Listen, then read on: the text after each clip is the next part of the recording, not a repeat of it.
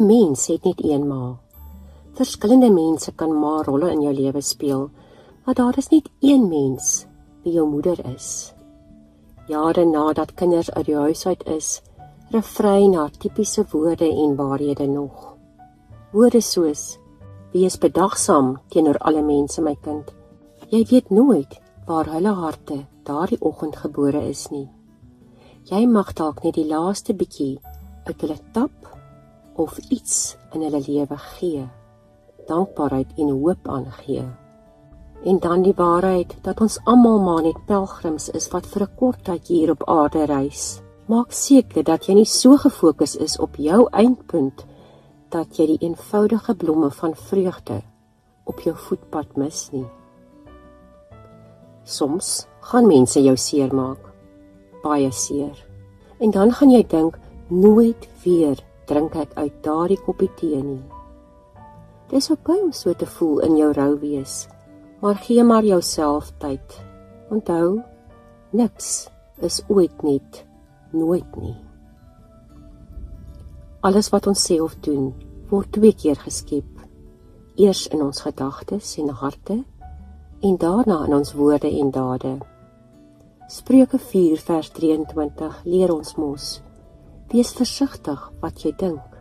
Jou denke kan jou lewe ingrypend beïnvloed. Word altyd eers stil in jou hart, voordat jy jou eie kinders se gordyne vir die dag ooptrek. Nog 'n waarheid wat ek ook diep in my hart bære is, om te onthou dat daar min mislukkings in die lewe is. Wanneer ons geval het, en daaruit geleer het, opgestaan het en weer probeer het, dan verander ons 'n mislukking in 'n oorwinning. En dan die onwankelbare waarheid, moenie jouself onderskat, of dink dat jy nie iets vir God kan doen nie. Jy kan.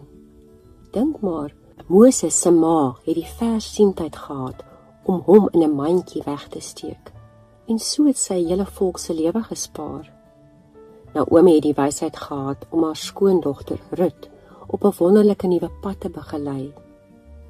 Hanna was 'n gewone, kinderlose mamma wat gebid het en Samuel in die lewe gebring het.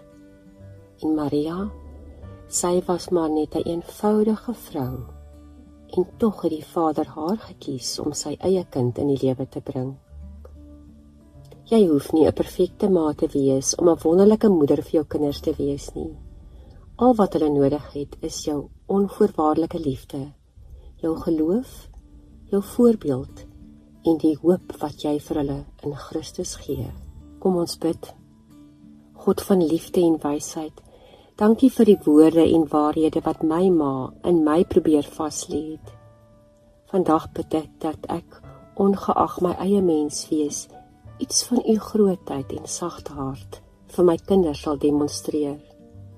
Gee aan my die wysheid, waarheid en u liefde om dit te doen, asseblief Here. Amen.